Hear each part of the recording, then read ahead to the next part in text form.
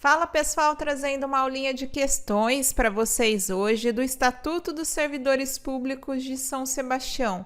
Provinha chegando, então essa é a hora de praticar, revisar, né? Observar ali suas anotações, seus mapas mentais. Se você ainda não me conhece, meu nome é Rosiane Augusta, dou aula de legislação municipal aqui na MGL. Já aproveita e se inscreve no canal. Assim você fica por dentro de tudo que a gente produz por aqui, ativa já um sininho de notificações e também já deixa aquele like no vídeo que eu tenho certeza que você vai gostar. Então vamos lá para a nossa aula. Primeira questão. Considerando o que dispõe o Estatuto dos Servidores de São Sebastião, assinale a alternativa incorreta.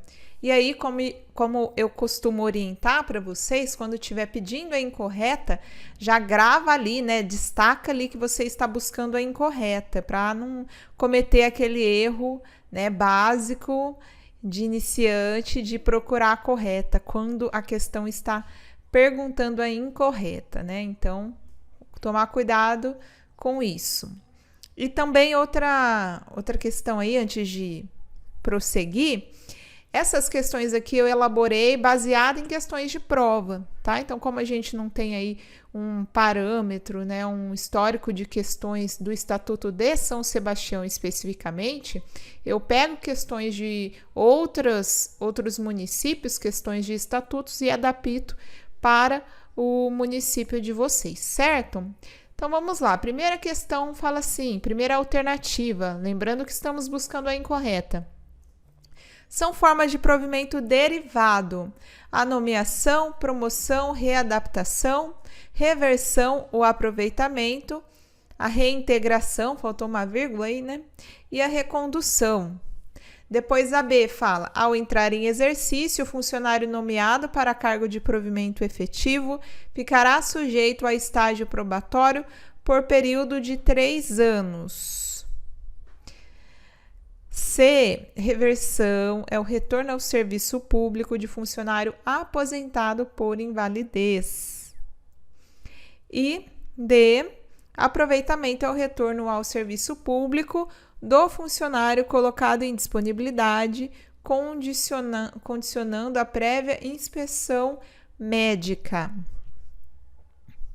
E aí, qual é a incorreta?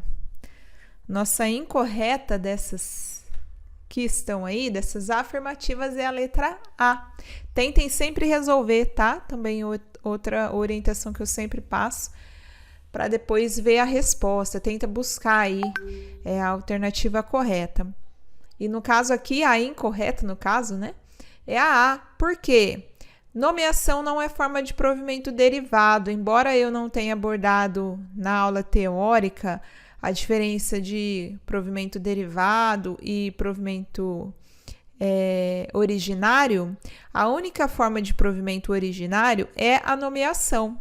Então, que é a única forma de provimento originário. Todas as demais são derivações da nomeação. Então, promoção, readaptação, reversão, aproveitamento, reintegração e recondução. E as outras alternativas estão adequadas de acordo com a lei, né? Todas as 3 aí estão certas. Então, só para a gente relembrar aí onde está tudo isso lá na legislação, a alternativa A está lá no artigo 15, que fala das formas de provimento, quais são, né? E aí, só para lembrar um pouquinho sobre essas formas de provimento, já para a gente fazer uma revisão aqui sobre esse assunto. Nomeação, né, que é a forma de provimento que pode ser feita em caráter efetivo ou em comissão, efetivo, nomeação através de concurso público, comissão, aqueles cargos de livre nomeação e exoneração. Depois temos a promoção, que é a mudança de nível, a reintegração. O que é a reintegração? É aquela hipótese em que a demissão do servidor foi invalidada pela justiça por decisão tanto judicial como pode ser por decisão administrativa também. E o servidor, ele então, como a sua demissão foi invalidada, o servidor ele retorna ao trabalho. e ele retorna com direito a receber todas as vantagens que ele deixou de receber no período em que esteve afastado. Essa é a reintegração. A reversão, como estava falando bem lá na alternativa C, né, o retorno ao serviço do funcionário aposentado por invalidez, é isso mesmo. Tá lá no artigo 45, ó, vamos ler. A reversão é o retorno à atividade de servidor aposentado por invalidez, quando por junta médica oficial da unidade de saúde ocupacional forem declarados insubsistentes os motivos determinantes da aposentadoria. Então, foi concedida aposentadoria por invalidez, porém, posteriormente foi avaliado e visto que são insubsistentes os motivos determinantes da aposentadoria, né? Não existia motivo ali para aposentar por invalidez, ou seja, o servidor tinha condição de permanecer no trabalho. Nesse caso, é determinado o retorno dele ao serviço e esse processo se chama, é o que a gente denomina de reversão. Depois da reversão, temos ali o aproveitamento, que está até aí também trazido, que foi a letra D, né? Aproveitamento é o retorno, aqui embaixo, no artigo 48, é o retorno obrigatório à atividade do servidor em disponibilidade, encargo de atribuições e remunerações compatíveis com o anteriormente ocupado. Então, o servidor ele é posto em disponibilidade quando seu cargo é extinto, uma das hipóteses, né, extinção do cargo, o servidor ele é posto em disponibilidade. E ele fica em disponibilidade até que seja possível o seu aproveitamento em um outro cargo que, né, seja compatível com o anteriormente ocupado, com a função que ele exercia, os requisitos do cargo, né, a remuneração e tudo mais. Próximo aí é readaptação.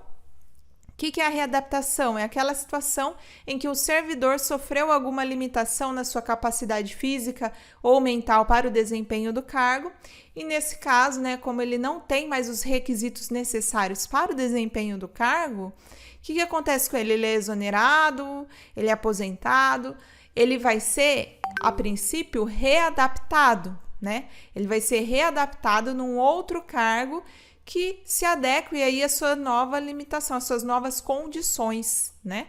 Então, esse é o processo de readaptação. Ele é readaptado num cargo que mais se adeque à sua nova condição. A readaptação, ela não vai ser possível quando, né, o servidor, ele não tem mais os requisitos necessários para o desempenho da função pública. Aí, sim, nesse caso, ele pode ser aposentado. A readmissão, temos também, apesar de ter controvérsia com relação à readmissão, com relação à sua constitucionalidade, né? Mas está aí no seu edital, então considerem, se perguntar, considerem o que está no edital, o que está na lei, né? Aquilo que está na lei. E a readmissão, né? Aquela hipótese em que o funcionário, ele é, depois de exonerado, readmitido ao serviço público, né? A pedido, né? A pedido dele. E temos também a recondução. A recondução, que é a situação quando o servidor, por exemplo, ele não passou lá no período de estágio probatório, ou ainda o ocupante do cargo que ele passou a ocupar, foi reintegrado, o anterior ocupante é reintegrado ao cargo. Nesses casos, o que acontece com esse servidor? Ele vai ser reconduzido para o cargo de origem, para o cargo que ele ocupava anteriormente.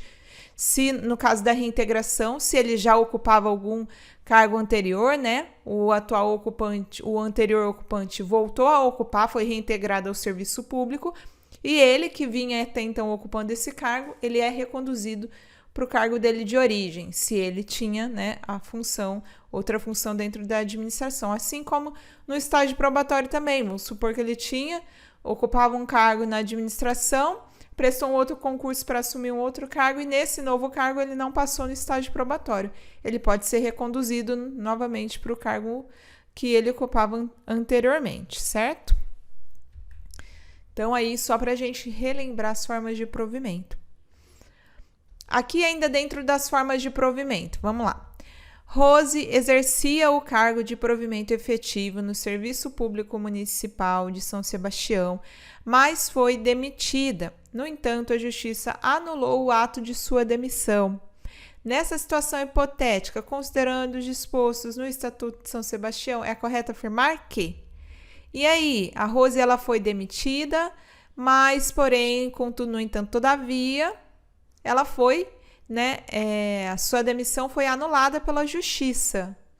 Nesse caso, ela é reintegrada com ou sem ressarcimento. Isso daqui a gente acabou de ver, né, para não ter dificuldade. Será reintegrada com ressarcimento de vantagens, certo?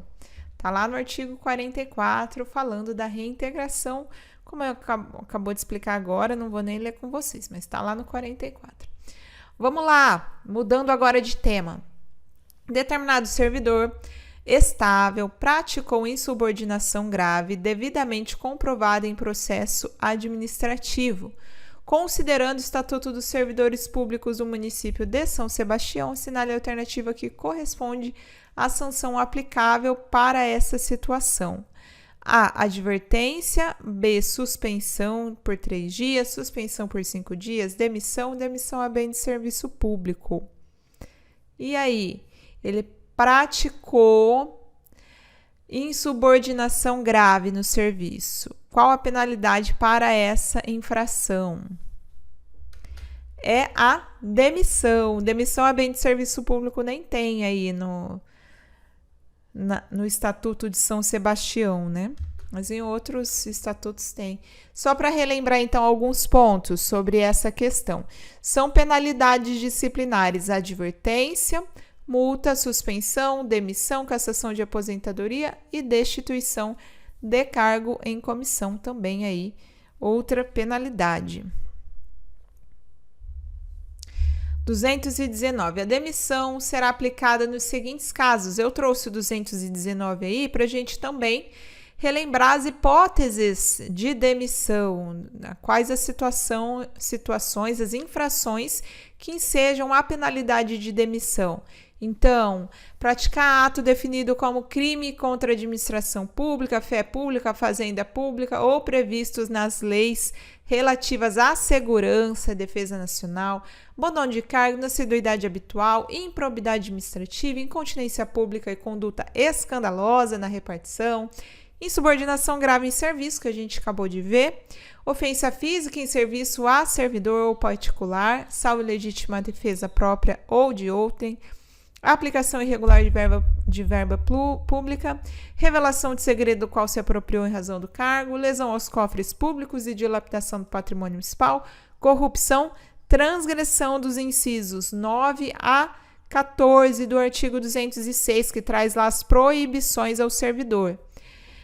E, por último, for condenado por sentença transitada em julgado, a pena de perda da função pública também é demitido, claro.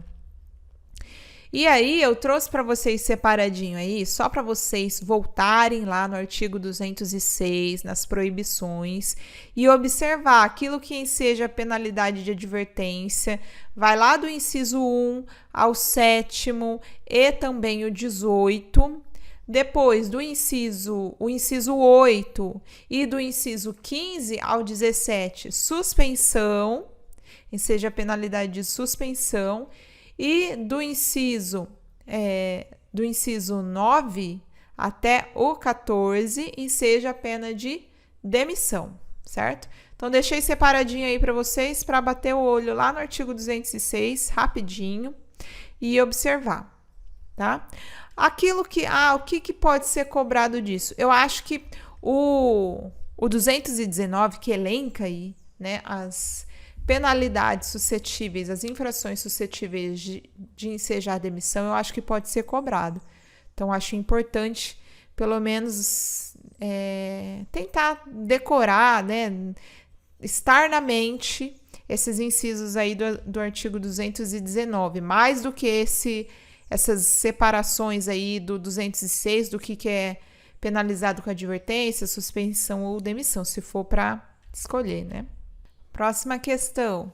Nos termos do Estatuto de São Sebastião, será considerado como de efetivo exercício em virtude de, o afastamento em virtude de, casamento até 8 dias úteis, luto até 5 dias úteis em razão de falecimento de filhos, enteados, menor sob sua guarda ou tutela, cônjuge, companheiro, pais, padrasto, madrasta, avós, contados a partir do dia do falecimento, casamento até 5 dias consecutivos, D, sobrinho até 5 dias corridos e sogros até 5 dias úteis. E aí? E aí, gente? Que me dizem? Que misturaiada, né? Com relação a esse tempo de afastamento, que é considerado como efetivo exercício, letra D, a correta, sobrinhos até 5 dias corridos. Vamos ver lá na legislação, não tem dias úteis de afastamento. Então, um dia para doação de sangue, um dia para se alistar como eleitor, luto de até 5 dias corridos, em razão de falecimento de filhos, enteados, menor sob sua guarda ou tutela, cônjuge, companheiro, pais, padrasto, madrasta, contados a partir do dia do falecimento. Depois, luto de 5 dias também corridos, em razão do falecimento de avós, sogros, irmãos, sobrinhos, contados a partir do dia do falecimento. 5, 8 dias consecutivos, em razão de casamento, podendo ser concedido uma única vez, ao servidor devendo ser gozado a partir do primeiro dia seguido à data da certidão. E aqui, se você casar de novo, então, de qualquer maneira, é uma única vez que você tira essa licença aqui em razão de casamento. E 6º, convocação do judiciário também, né? Quando você é convocado como testemunha, qualquer convocação do judiciário, você não tem nenhum prejuízo se afastado nessas condições. Ao se ausentar nessas condições, não gera nenhum prejuízo, nenhum tipo de desconto, certinho? Vamos para a próxima. Assinale a alternativa que está de acordo com o disposto no Estatuto de São Sebastião. Idade mínima de 21 anos para a posse. B. A posse ocorre no prazo de 30 dias. C. Concurso tem validade de 3 anos, podendo ser prorrogado uma vez por igual período. D. A reintegração e a reversão são tipos de penalidades impostas ao servidor que infringe o Estatuto. E, por fim, E. Exercício é o efetivo desempenho das atribuições do cargo que coincidirá com a data da assinatura do termo de posse. E aí? Qual a nossa resposta correta? Letra E. De fato, o exercício é o efetivo desempenho das atribuições do cargo público e coincidirá com a data da assinatura do termo de posse. Então, não tem tempo entre a posse e o exercício, é a mesma data, tá? Assinou o termo de posse, já entra em exercício. Belezinha? E aí, vamos lá, quais são os erros das demais alternativas? Vamos observar aqui. A idade mínima não é 21, né? 18. Essa daqui tá fácil, né? A posse ocorre em quanto tempo? Não é 30 dias, né? São 15 dias. Ó, não 15 também. 10 dias. A posse ocorrerá no prazo máximo de 10 dias úteis, contados da publicação do ato de provimento, improrrogável, salvo no caso em que o servidor seja gestante a partir do 8º mês de gestação, serviço militar ou esteja em gozo de licença saúde, se já for servidor do quadro permanente, quando então a posse se dará ao final das respectivas licenças. O concurso público, que poderá abranger cargos diferentes, terá a validade de 2 anos e não 3, como afirmou a alternativa C. 2 anos e sim prorrogável uma vez por igual período.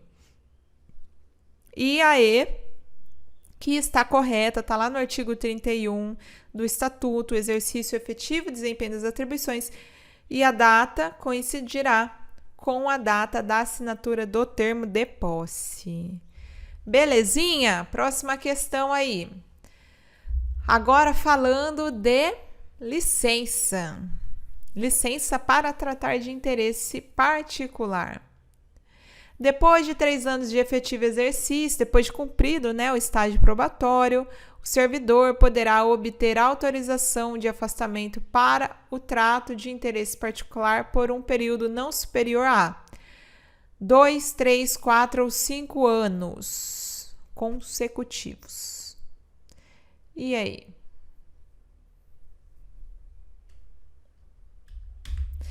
A licença é concedida por 3 anos consecutivos. 3 anos consecutivos. Está lá no artigo 169. A critério da administração, poderá ser concedida ao servidor ocupante de cargo efetivo, desde que não esteja em estágio probatório, licença para o trato de assuntos particulares, pelo prazo de até 3 anos consecutivos, sem remuneração. Não é para tratar de interesse particular? Então, sem remuneração. E vedada a prorrogação, tá? Então, aqui nesse caso, vedada a prorrogação dessa licença. E é isso, estamos chegando ao final aqui do nosso estudo. Espero que tenha sido compreensível, claro, te ajudado a absorver, assimilar ainda mais, sedimentar o conteúdo aí na sua mente, certinho? Desejo a vocês já antecipadamente boa prova, boa sorte, que dê tudo certo aí, mandar energia positiva para vocês e bons estudos, até a próxima. Tchau, tchau.